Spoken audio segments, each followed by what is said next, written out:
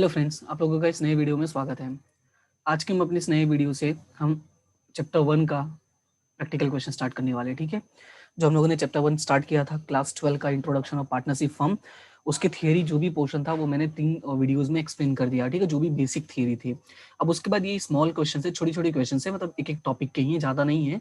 लगभग 10 से 11 small question होते हैं, तो मैंने उसको कुछ पार्ट्स में डिवाइड कर दिया है जो एक दूसरे से रिलेटेड, उनको मैंने एक वीडियो में बनाऊंगा और बाकी जो है उनको एक्स्ट्रा में। ठीक है, तो इससे क्या रहेगा कि अगर तुम्हें जो टॉपिक सीखना हो उससे रिलेटेड जस्ट वीडियो देखो और काम हो गया तुम्हारा। ठीक है, ज़्यादा लेंदी भी नहीं रहेगा और आसान भी रहेगा सर्च करने में, पढ़ने में भी। ठीक है, तो हमारा जो आज का पहला टॉपिक है वो है calculation of interest on drawing. ठीक है, बेसिकली अगर मैं इंटरेस्ट ऑन ड्राइंग की बात करूँ तो मैं अगर यहाँ पे ड्राइंग हटा देता हूँ, बेसिकली मैं सिर्फ इतना बात करता हूँ कि कैलकुलेशन ऑफ इंटरेस्ट। तो ये बचपन में हम लोगों ने काफ़ी बार सॉल्व किया हुआ है, मैथ में हम लोग काफ़ी सॉल्व करते हैं, इंटरेस्ट कैसे कैलकुलेट करते हैं। 5वीं छठी में हम लोगों ने फॉर्मूलाज भी पढ़ा हुआ है। तो मैं सबसे पहले फॉर्मूला एक बार लिख देता हूँ तो शायद याद आ जाए कि हाँ हमने कभी ऐसा पढ़ा है कि नहीं। तो I is equal to P R N, एक ऐसा फॉर्मूला हम लोग पढ़ते थे। ठीक है, बहुत लोग टी लिखते हैं, टाइम लिखते हैं, बट एन भी लिखते हैं। ठीक है, तो उससे कोई फर्क नहीं पड़ने वाला है, बट आपको बस इतना याद रखना कि पी आर एन है ना। तो कहने का मतलब क्या, ये एक बचपन में हम फॉर्मूला पढ़ते थे इंटरेस्ट का। तो ये इंटरेस्ट का तो चाहे जैसे भी कैलकुलेट करो हर जगह अप्लाई हो जाएगा, वैसा तो कहीं लिखा नहीं है कि ये सिर्फ बैंक वाला इंटरेस्ट ही कैलकुलेट करना है। तो आपको इंटरेस्ट ऑन ड्राइंग करना है, इंटरेस्ट ऑन कैपिटल कैलकुलेट करना है, इंटरेस्ट ऑन लोन, हर जगह ये फॉर्मूला अप्लाई हो सकता है, राइट। तो अब वही चीज हम आप यहाँ पे सीखने वाले हैं कि इंटरेस्ट ऑन ड्राइंग का कैलकुलेशन कैसे करते हैं। ठीक है, तो उसके पहले मैं आपको यहाँ पे कुछ चीजें और बता दूं कि हम लोग ने 12th में, सॉरी 11th में हम लोगों ने इंटरेस्ट ऑन ड्राइंग कैलकुलेट किया था और हमने बहुत अच्छी कई बार किया, मतलब इतने सारे क्वेश्चंस थे उसमें तो हमने कई बार सॉल्व किया हुआ है। लेकिन 12th में ऐसा खास क्या है, ठीक है, क्योंकि कहते हैं ना कि जब हम कुछ नया सीखने वाले हैं तो जो नया सीखने वाले उसमें खास क्या है। तो खास इसमें ये है कि इसमें इंटरेस्ट जो है उसमें 2 तरह से कैलकुलेट कर सकते हैं। ठीक है, तो यहाँ पे मैं लिख देता हूं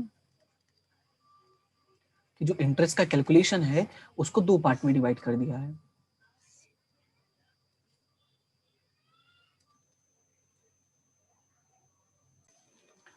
ये जो 2 पार्ट्स हैं ये बेसिकली मैंने खुद बनाए हैं, बुक में ऐसे नहीं दिया है। तो अगर कंफ्यूजन होता है तो ऐसे पार्ट्स करने की जरूरत नहीं है, डायरेक्टली तुम सॉल्व कर सकते हो।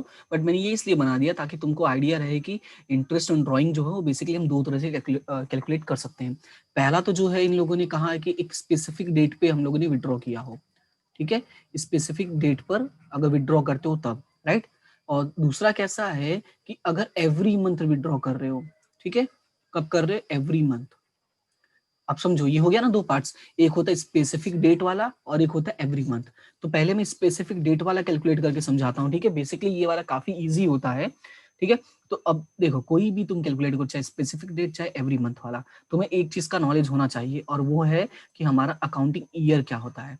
ठीक है, तो हमारा अकाउंटिंग ईयर जो होता है वो 1 अप्रैल से स्टार्ट होता है और 31 मार्च को खत्म होता है। ठीक है, ये याद रखना है कि 1 अप्रैल से स्टार्ट होता है और 31 मार्च को खत्म होता है।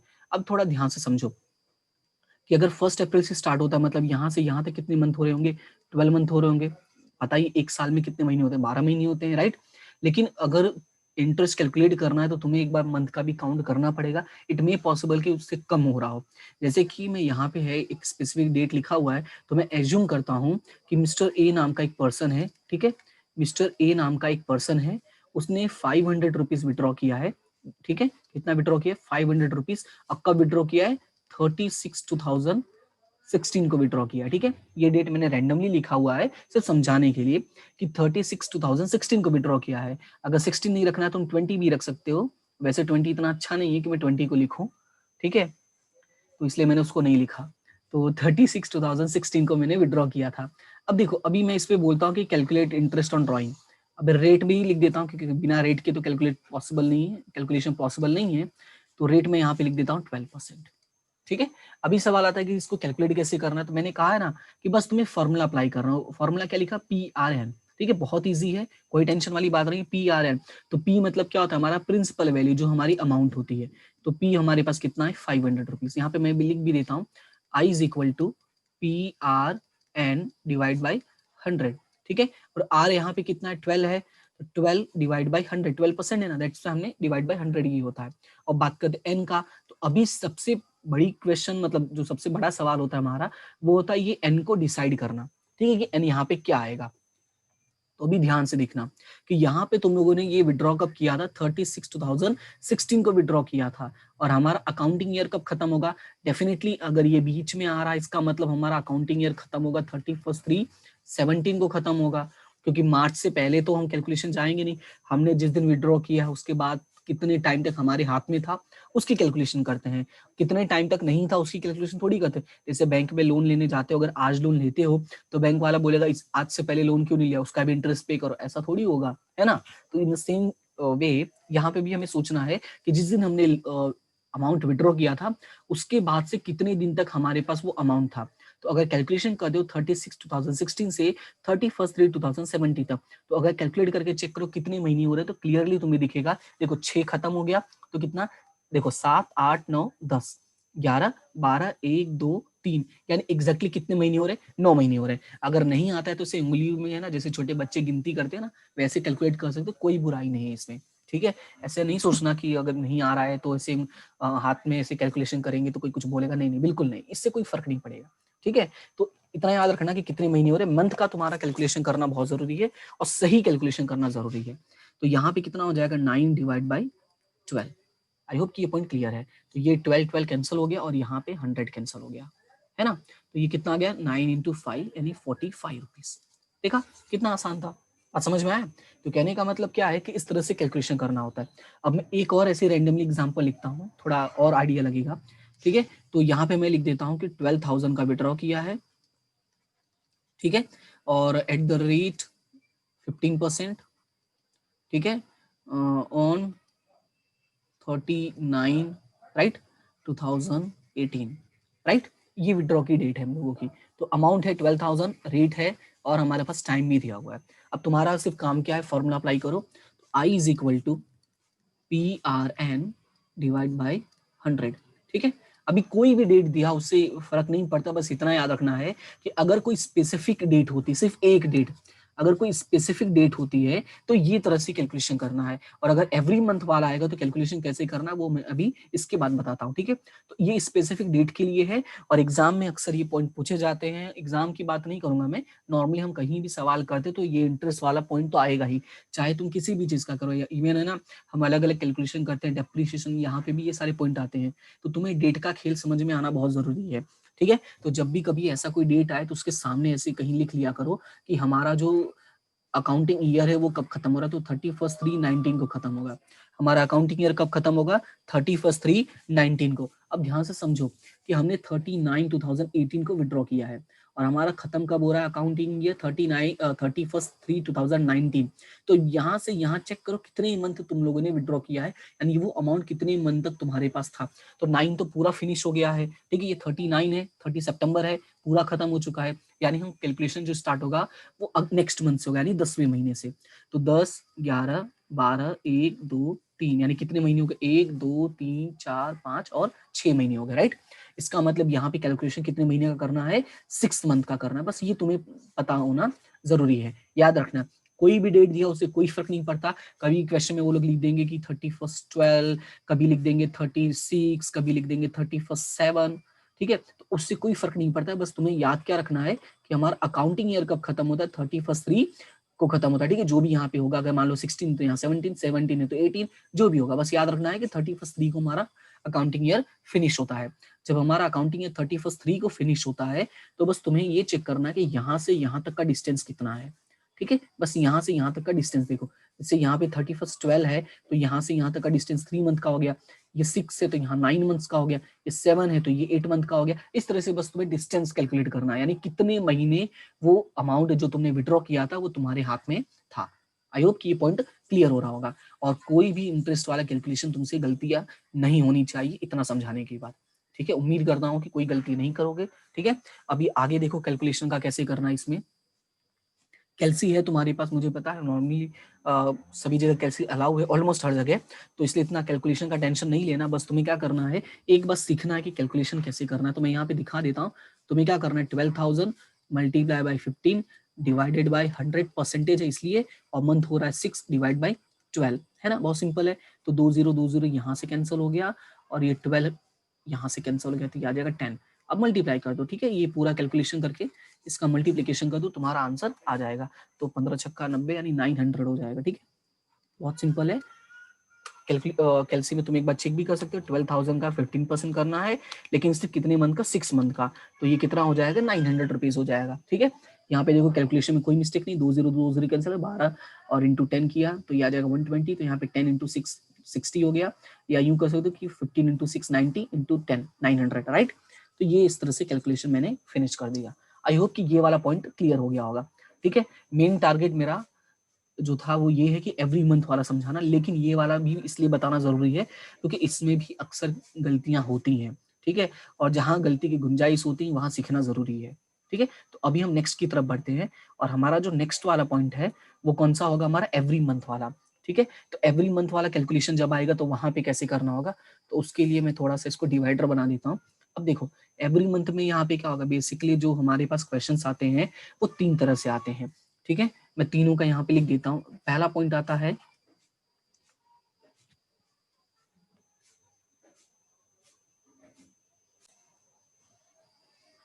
देखो जो पहला पॉइंट आता है बेसिकली वो क्या आता है,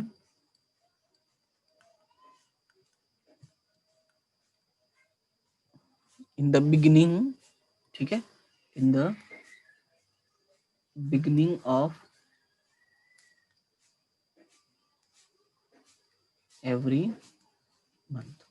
आई होप ये क्लियर दिख रहा है, in the beginning of every month. बस तुम्हें याद क्या रखना है कि ये कब हमने विड्रॉ किया, in the beginning of every month, ठीक है। बिगिनिंग है तो स्टार्टिंग में, मतलब बिगिनिंग का मतलब यहाँ पे क्या हो जाएगा, स्टार्ट में किया, यानी जो भी जब भी विड्रॉ किया तुमने पहली डेट को विड्रॉ किया। यहाँ पे सिंपल लैंग्वेज में मैं लिखता हूँ फर्स्ट डेट को, ठीक है, फर्स्ट डे तुमने विड्रॉ किया है हर बार। तो अभी देखो देखो जब फर्स्ट डे को विड्रॉ करोगे तो इसमें यहाँ पे कैलकुलेशन कैसे करना है वो याद रखो। सबसे पहले तो याद रखना कि हमारा जो काम होता है वो यही होगा, फॉर्मूला PRN/100 वाला ही लगाना है, ठीक है। फॉर्मूला में कोई चेंजेस नहीं होता है, इंटरेस्ट का फॉर्मूला एक ही है। लेकिन जब ये बिगिनिंग वाला आ जाता है, ये सारे पॉइंट आते हैं ना, तो हमें कैलकुलेशन करना पड़ता है यहाँ पे मंथ का, ठीक है। तो एक बार मंथ का कैलकुलेशन करके दिखा देता हूँ, लेकिन फिर मैं शॉर्टकट भी बता दूंगा कि याद कैसे रखना है, क्योंकि ये तुम्हें मंथ का कैलकुलेशन नहीं करना है और ना ही इसके लिए तो कोई तुम्हें शाबाशी देने वाला है, लेकिन तुम्हें पता होना जरूरी है कि ये सब कैलकुलेट कैसे करते हैं, ठीक है। तो जैसे मैं मान लेता हूँ कि फर्स्ट डे को तुमने विड्रॉ किया है, और एग्जाम्पल के लिए मैं ले भी लेता हूँ कि मैंने 1 अप्रैल को विड्रॉ किया है, ठीक है। थोड़ा इसको अच्छे से लिख देता हूँ, मैंने कब विड्रॉ किया है, 1 अप्रैल को। अब थोड़ा ध्यान से समझना कि हमने विड्रॉ कब किया है, 1 अप्रैल को विड्रॉ किया है। अब देखो अगर मैंने किसी भी ईयर में 1 अप्रैल को विड्रॉ किया, तो मैंने क्या कहा था, तुम्हें बस इतना याद रखना है कि तुम्हारा अकाउंटिंग ईयर कब खत्म होता है, ठीक है। तुम्हारा अकाउंटिंग ईयर कब खत्म होता है, तो यहाँ पे मैं लिख देता हूँ 31 को, राइट। अगर मैंने 1 अप्रैल को विड्रॉ किया, इसका मतलब होगा कि इस वाले विड्रॉ के लिए मुझे 12 मंथ का इंटरेस्ट पे करना पड़ेगा, राइट। सीधी बात, नो बकवास। 1 अप्रैल से लेकर 31 तक अगर है तो पूरे 12 महीने का इंटरेस्ट हमें पे करना पड़ेगा। और अगर वही मैं फिर से, ठीक है, अगर वही मैं फिर से नेक्स्ट विड्रॉ करता हूँ, नेक्स्ट विड्रॉ मैं कब करता हूँ, 1 मई को, ठीक है। तो अगर मैं 1 मई को विड्रॉ करता हूँ तो इसका मतलब क्या हुआ कि मुझे अभी कितने महीने के पे करने पड़ेंगे इंटरेस्ट, 11 मंथ का, क्योंकि 4 तो मेरा कैंसिल हो चुका है, अभी बचा 5वें से, तो 5वें से कैलकुलेट कर लो, ऐसे 5 6 7 8 9 10 11 12 1 2 3, है ना। उसके बाद इन सेम वे अगर मैंने 1 जून को वापस विड्रॉ किया तो अब मुझे 10 मंथ का पे करना पड़ेगा, राइट। सेम उसी तरह से 1 जुलाई को, तो यहाँ पे 9, अब इसी तरह से कैलकुलेट करते जाओ, 18 19 110 111 112 फर्स्ट सेकेंड एंड थर्ड। तो यहाँ पे इसका मतलब इस वाले में 9 मंथ हो जाएगा, फिर 8 हो जाएगा, 7 6 5 4 3 2 एंड 1, राइट। जब 1 मार्च को विड्रॉ करोगे तो उस साल मतलब उस महीने में तो तुम्हें सिर्फ एक ही महीने का इंटरेस्ट पे करना पड़ेगा, राइट। तो इस तरह से तुम्हें कैलकुलेशन करना होता है, राइट। ये तो सिर्फ तुम्हें इसलिए मैंने बता दिया ताकि तुम्हें पता रहे कि मंथ का कैलकुलेशन कैसे करना होता है। तो ठीक है, तो ये पॉइंट क्लियर हो गया कि मंथ का जब कैलकुलेशन करोगे तो यहाँ पे इस तरह से टोटल होगा। तो अभी यहाँ पे काउंट करो कि कितने मंथ का इंटरेस्ट टोटल पे करना है। हाँ, लेकिन अभी इसके लिए कंडीशन अप्लाई एक है, वो भी मैं तुम्हें अभी समझा देता, लेकिन पहले इसका टोटल करके देखो। अगर तुम इसका टोटल करते हो तो इसका टोटल आएगा 78, राइट। तो इसका मतलब होगा कि 78 मंथ। आई होप कि ये पॉइंट क्लियर है, ठीक है। कितना हो रहा है, 78 मंथ हो रहा है। आई होप कि ये पूरा पॉइंट क्लियर हो गया होगा तुम्हें। अब थोड़ा ध्यान से समझो, इसके लिए कुछ टर्म्स एंड कंडीशंस है। टर्म एंड कंडीशंस क्या है कि अगर ये पॉइंट तुम्हें सीखना है, यानी in the beginning, in the, फिर एक सेकेंड और है कि in the middle, right, in the beginning है, फिर इन द मिडल नहीं, एट द एंड पहले सीखते हैं, बाद में मिडल का समझाता हूँ, ठीक है।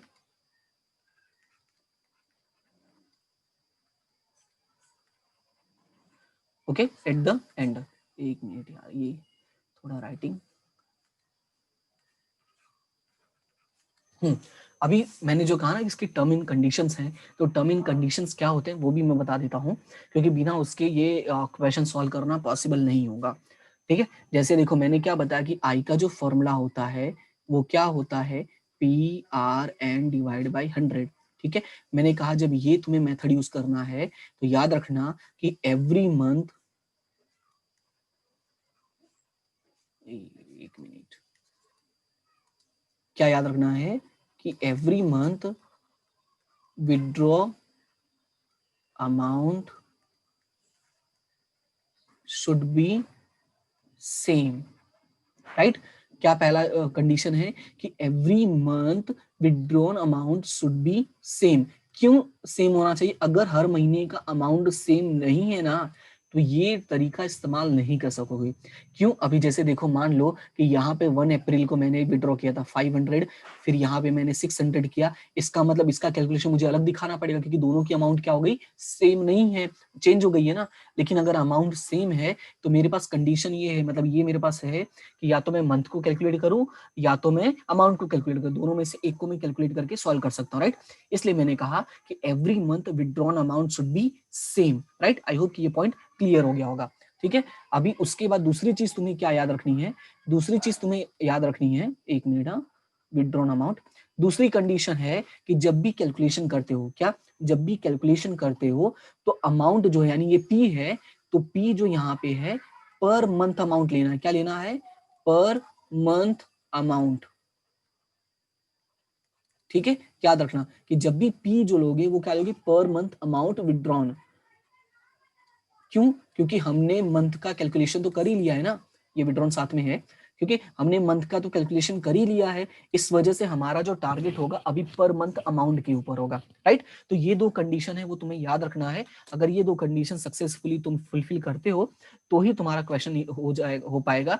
अदरवाइज देखो, क्वेश्चन में सॉल्व करना कोई बड़ी बात नहीं होती, लोग रट्टा मार के कर लेते हैं, बट टारगेट होना चाहिए कि जो भी चीजें करते हो वो तुम्हें समझ में आना जरूरी है। तो याद क्या रखना है कि हर महीने का अमाउंट सेम होना चाहिए। दूसरी चीज, ये तरीका कब इस्तेमाल कर सकते हो, जब आपका जो अमाउंट होगा वो पर मंथ अवेलेबल होगा। अगर पर मंथ अवेलेबल नहीं है तो try to find out first per month amount, right. पहला यही होना चाहिए, ठीक है। तो आई होप कि ये पॉइंट क्लियर हो गया होगा कि ओके। अभी एक पहला चीज याद रखना कि अगर फर्स्ट डे को विड्रॉ कर रहे हो तो टोटल कितने मंथ होंगे, 78 मंथ होंगे। याद रखना कि अगर फर्स्ट डे को विड्रॉ कर रहे हो तो टोटल कितने मंथ होंगे, 78 मंथ होंगे। अब सेम इसी तरह से एट द एंड है, अब एट द एंड है तो कितने होंगे, कैसे कैलकुलेशन करोगे, तो कुछ नहीं, बस वही मैंने जो कहा याद रखना है कि पहले तो याद रखना कि हमारा अकाउंटिंग ईयर खत्म कब होता है, 31 को खत्म होता है। दूसरा चीज, यहाँ पे अगर एट द एंड बोला है, एंड का मतलब यहाँ पे क्या होता है, 30 अप्रैल को होता है, राइट।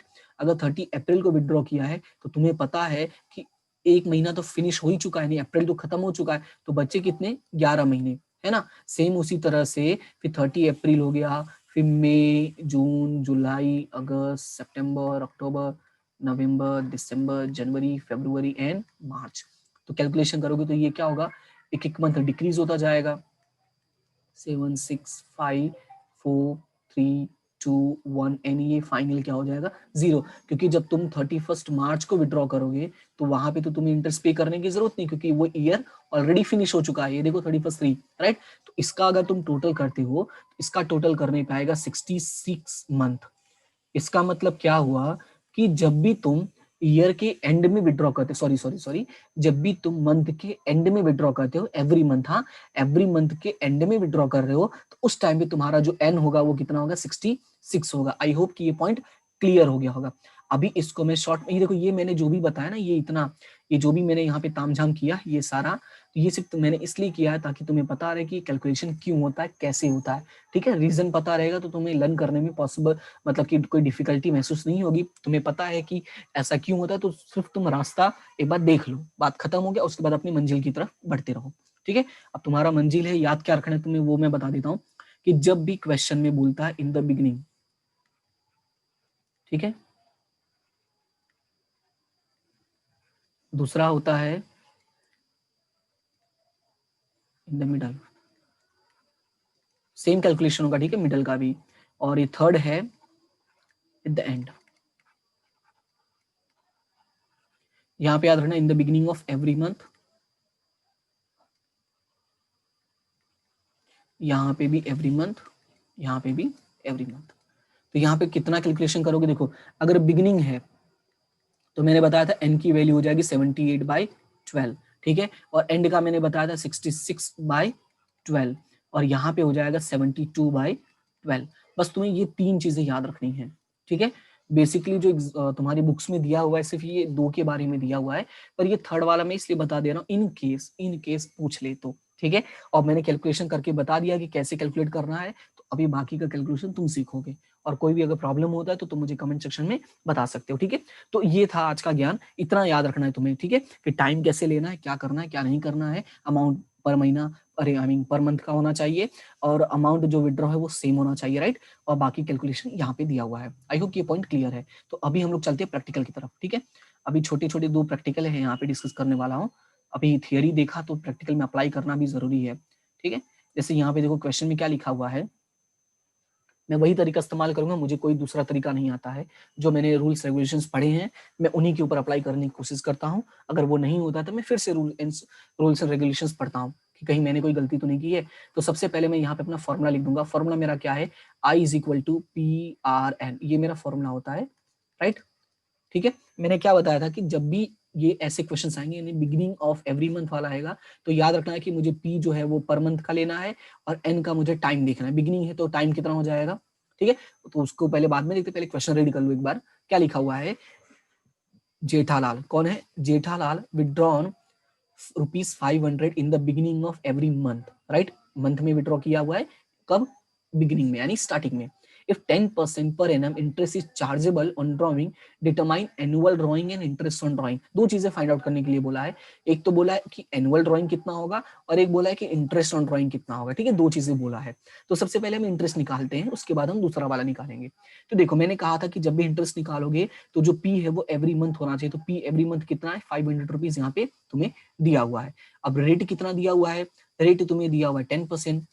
अब एन कितना है, तो एन कैसे डिसाइड करोगे, इसके बेस पे डिसाइड करोगे। ये क्या है, बिगिनिंग ऑफ एवरी मंथ है। अगर ये बिगिनिंग ऑफ एवरी मंथ नहीं होता तो हम सोचते, राइट, लेकिन यहाँ पे बिगिनिंग लिखा हुआ है, तो बिगिनिंग लिखा हुआ है तो मतलब ये कितना हो जाएगा, ये आपका हो जाएगा 78/12। क्या हो जाएगा ये, 78/12। आई होप कि अभी ये पॉइंट क्लियर है, ठीक है। तो अभी हम आगे बढ़ते हैं, ठीक है। तो अभी यहाँ पे देखो कैलकुलेशन कैसे होगा, तो 500 into 10 divide by 100 into 78/12, right.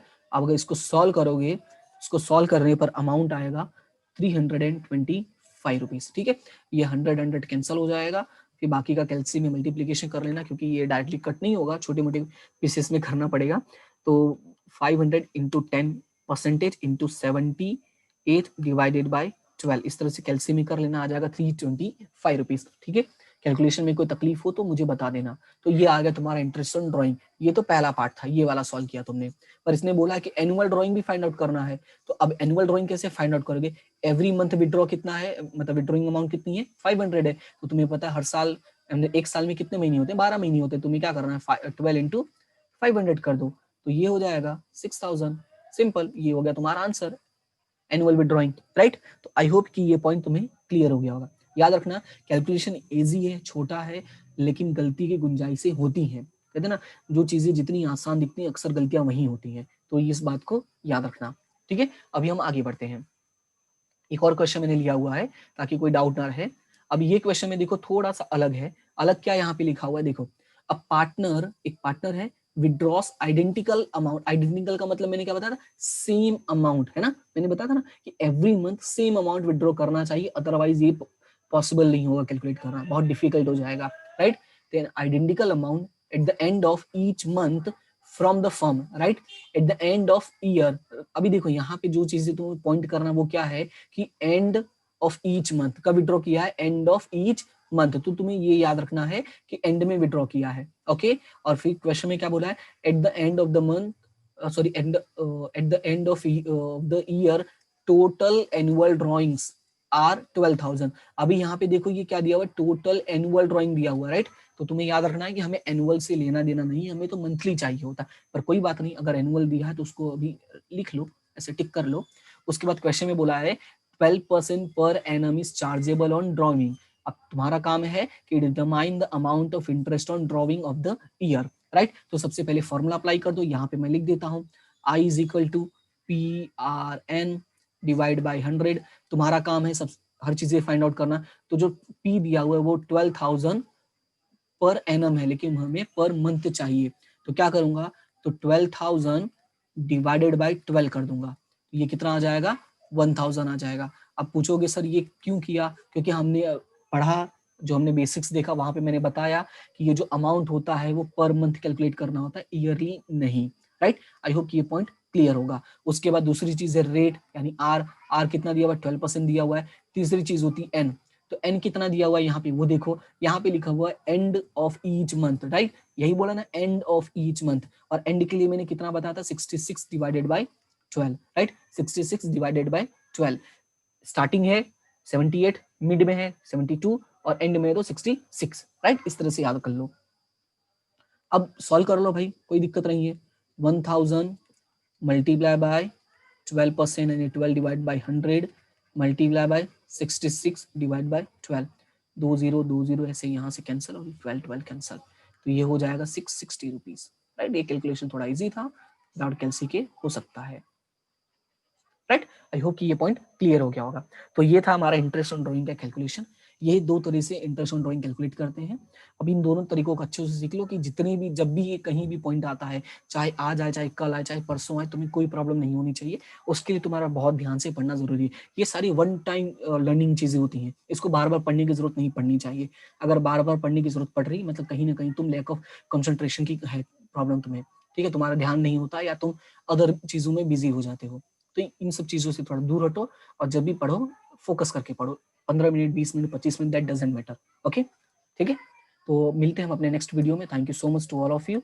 और अगर वीडियो पसंद आए तो आप लोग अपने फ्रेंड्स के साथ शेयर कर सकते हैं, लाइक कर सकते हैं, और अगर कोई समस्या होती है तो कमेंट करके बता सकते हैं, अगर अच्छा लगे तो भी कमेंट करके बता सकते हैं, दोनों ही सूरत में कमेंट करके बता सकते हैं। क्योंकि चीज़ें अच्छी हैं तो भी बताना जरूरी होता है, बुरी हैं तो बताना ही पड़ता है कि भाई ये चीज़ अच्छी नहीं है, प्लीज़ प्लीज़ दूसरा चीज़ प्रोवाइड करो, राइट।